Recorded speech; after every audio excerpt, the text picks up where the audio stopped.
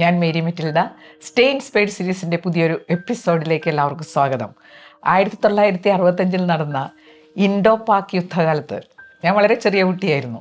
എന്നാലും ആ യുദ്ധത്തിൻ്റെ ഓർമ്മകൾ ഇപ്പോഴും എൻ്റെ മനസ്സിലുണ്ട്. അപ്പോൾ ഈ യുദ്ധവിമാനങ്ങൾ ബോംബിടാൻ വരും. കൊച്ചിയിലൊക്കെ വരുമായിരുന്നു. ആ സമയത്ത് ഒരു സൈറൺ മുഴങ്ങും. സൈറൺ മുഴങ്ങുന്നത് ഒരു അപായ സൂചനയാണ്. അപ്പം നമ്മൾ വീടിനകത്ത് കയറി ലൈറ്റെല്ലാം ഓഫ് ചെയ്യും. കൊച്ചിയിലിടയ്ക്ക് ബോംബ് ഇട്ടിരുന്നു.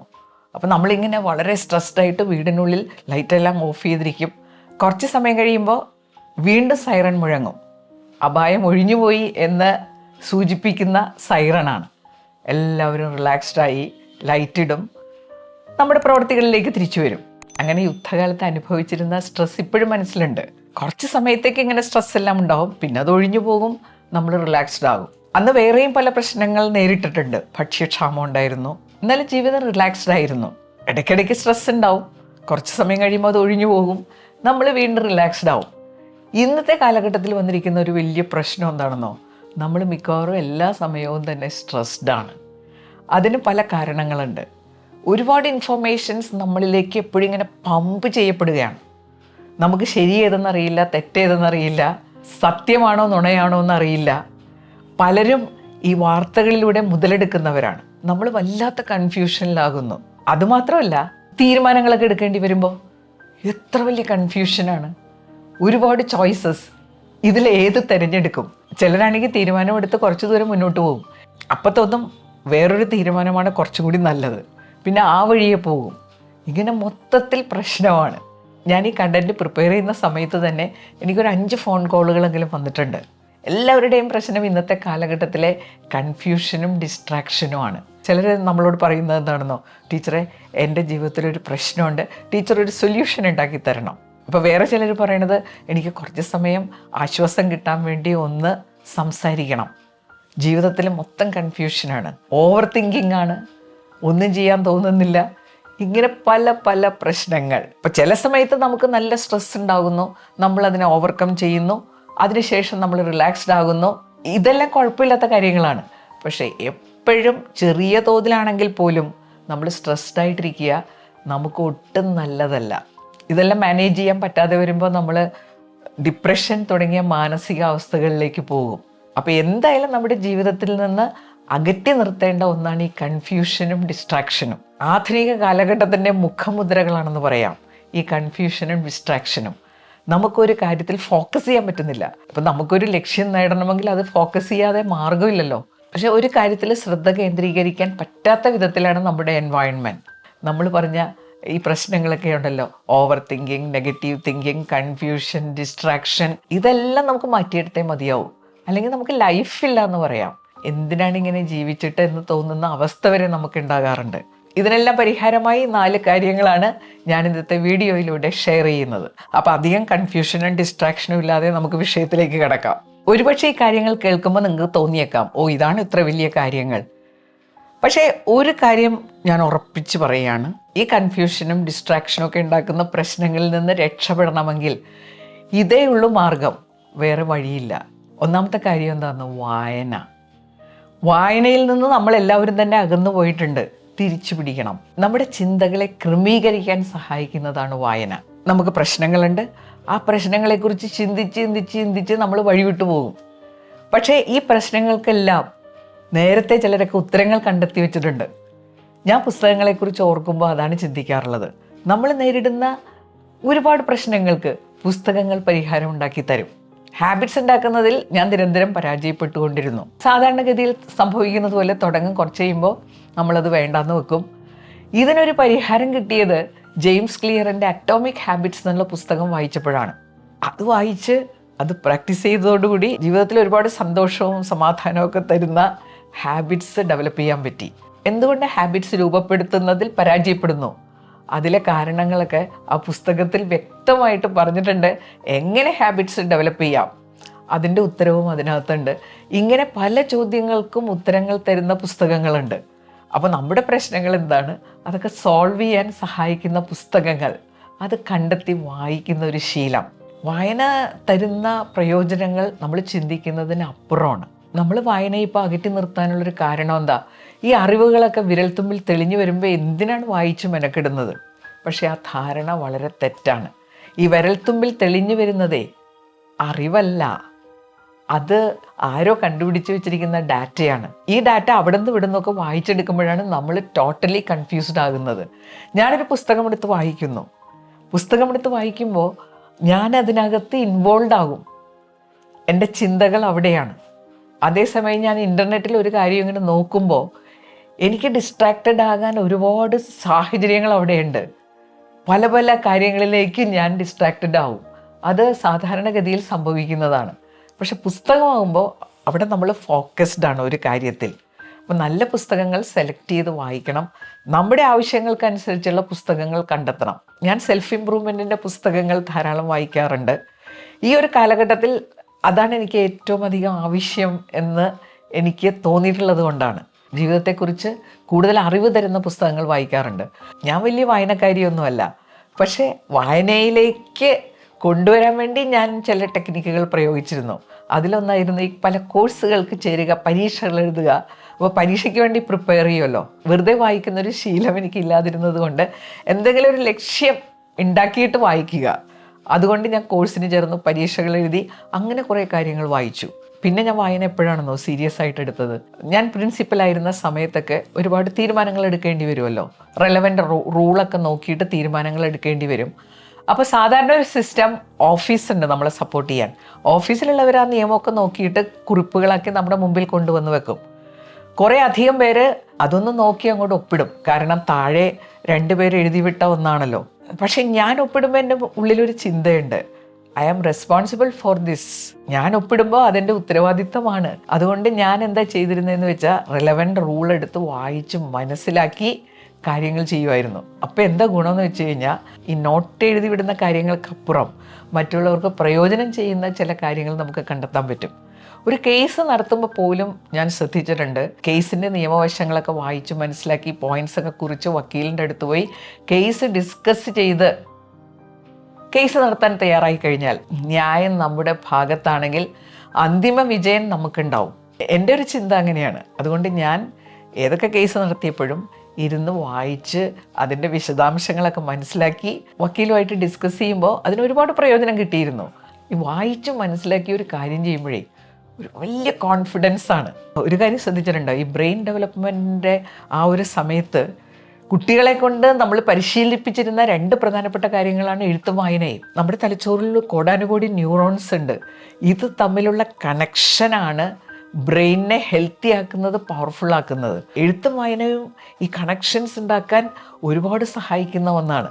ധാരാളം വായിക്കുമ്പോൾ ഈ ന്യൂറോൺസ് തമ്മിലുള്ള കണക്ഷൻ നല്ല പവർഫുള്ളാകും. കാര്യങ്ങളെക്കുറിച്ച് വ്യക്തമായിട്ടുള്ള കാഴ്ചപ്പാടുണ്ടാവും, ചിന്തകളുണ്ടാവും, നമ്മളെടുക്കുന്ന തീരുമാനങ്ങൾ നല്ല ക്വാളിറ്റി ഉള്ളതാകും.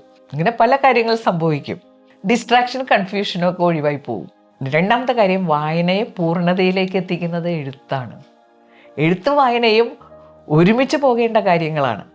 നമ്മൾ പുസ്തകങ്ങൾ വായിക്കാറുണ്ട്. വായിക്കുമ്പോൾ വെറുതെ വായിച്ചു വിടുന്നതിന് പകരം ഒരു നോട്ട്ബുക്ക് എടുത്ത് പ്രധാനപ്പെട്ട പോയിൻറ്റ്സൊക്കെ കുറിച്ച് വെക്കുകയാണെങ്കിലേ നമ്മൾ ആ കാര്യങ്ങളിൽ കുറേയും കൂടി ഫോക്കസ്ഡ് ആവും. നമ്മൾ വായിക്കുന്നതിനോടൊപ്പം എഴുതുകയും കൂടി ചെയ്തു കഴിഞ്ഞാൽ ഒരിക്കലും നമ്മുടെ ചിന്ത സ്കാറ്റേഡായി പോവില്ല.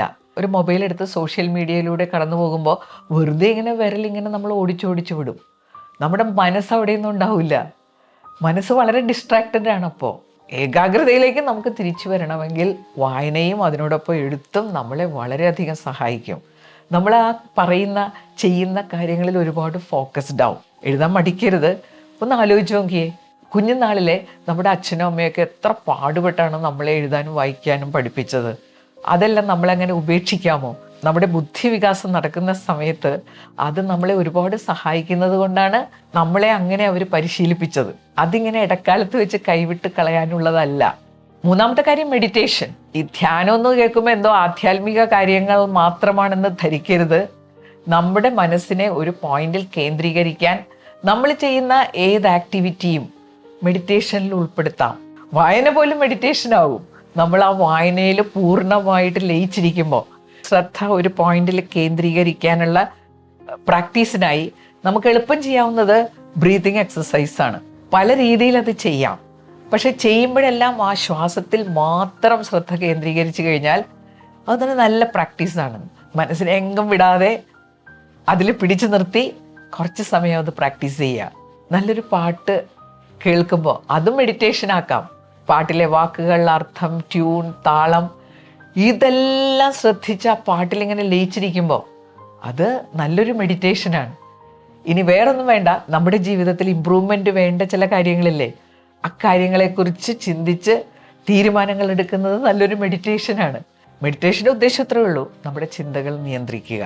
നമ്മുടെ ജീവിതത്തിലുണ്ടാകുന്ന ഒരുപാട് ദുരന്തങ്ങളുടെ അടിസ്ഥാന കാരണം ചിന്തകൾ വഴിവിട്ട് പോകുന്നതാണ്.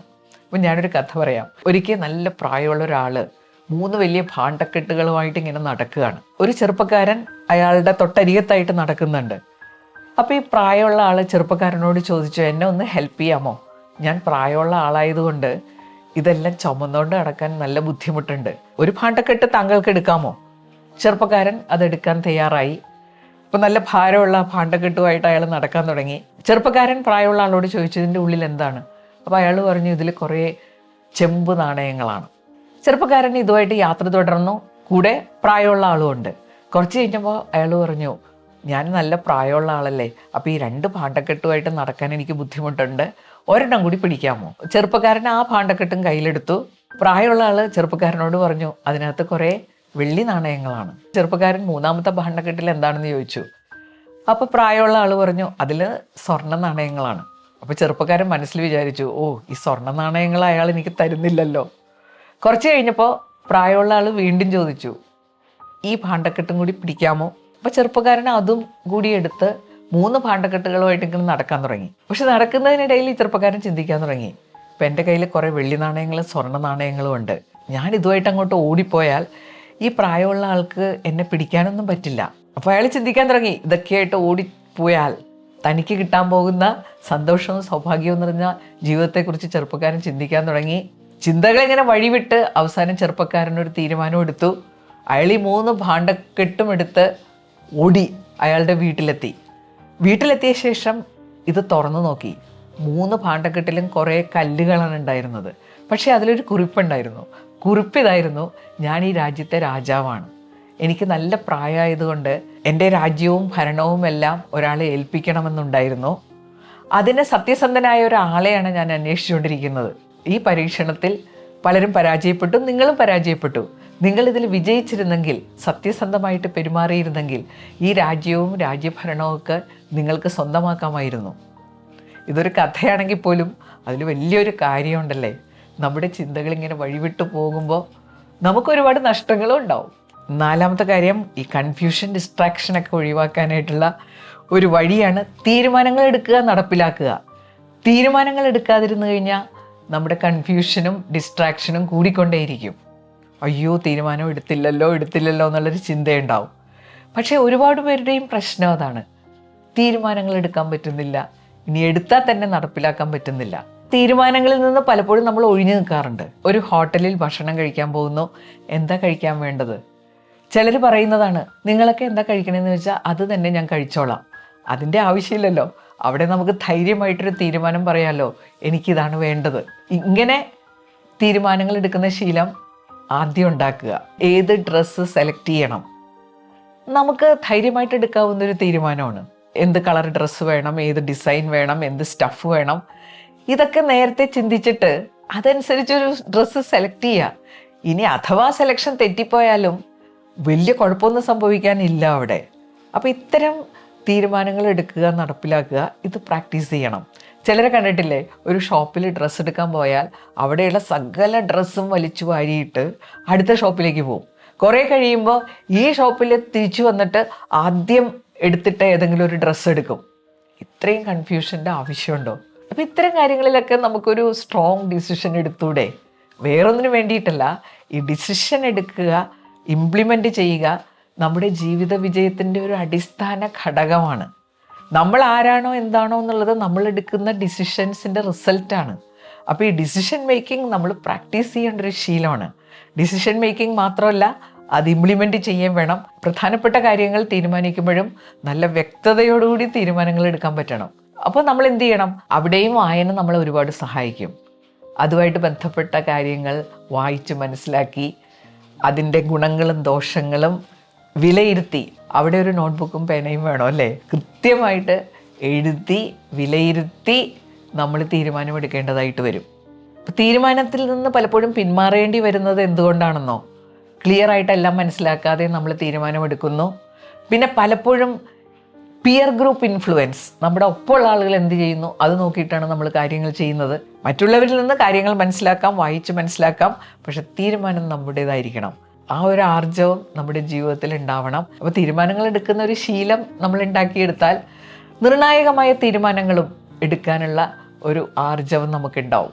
എനിക്ക് പറയാനുള്ളൊരു കാര്യം ഇതാണ്, നമ്മൾ ഈ ഭൂമിയിൽ ജീവിച്ച് ഇവിടെ നിന്ന് പോകുമല്ലോ, അടുത്ത തലമുറയ്ക്ക് എന്തെങ്കിലും നമുക്ക് കൊടുക്കാൻ പറ്റണം. കുറച്ചും കൂടി സന്തോഷം നിറഞ്ഞ ജീവിതം നയിക്കാൻ അവരെ സഹായിക്കുന്ന കുറച്ച് കാര്യങ്ങൾ അവർക്ക് പകർന്നു കൊടുത്തിട്ട് വേണം ഇവിടെ നിന്ന് പോകാൻ. അടുത്ത തലമുറയ്ക്ക് കൊടുക്കാവുന്ന ഏറ്റവും നല്ലൊരു കാര്യമാണ് ഈ ഡിസ്ട്രാക്ഷനും കൺഫ്യൂഷനൊക്കെ ഒഴിവാക്കി റിലാക്സ്ഡ് ആയിട്ട് ജീവിക്കാനുള്ള മാതൃകകളായിട്ട് മാറുക എന്നുള്ളത്. ഈ 4 കാര്യങ്ങൾ നമ്മൾ പ്രാക്ടീസ് ചെയ്യാൻ തയ്യാറായാൽ അത് അവർക്ക് കൊടുക്കാവുന്ന ഏറ്റവും നല്ലൊരു മെസ്സേജ് ആയിരിക്കും എന്ന് ഓർമ്മപ്പെടുത്തിക്കൊണ്ട് ഈ വീഡിയോ ഇവിടെ അവസാനിക്കുകയാണ്. അടുത്ത ആഴ്ചയിൽ പുതിയൊരു വീഡിയോയുമായിട്ട് നമുക്ക് വീണ്ടും കാണാം. താങ്ക്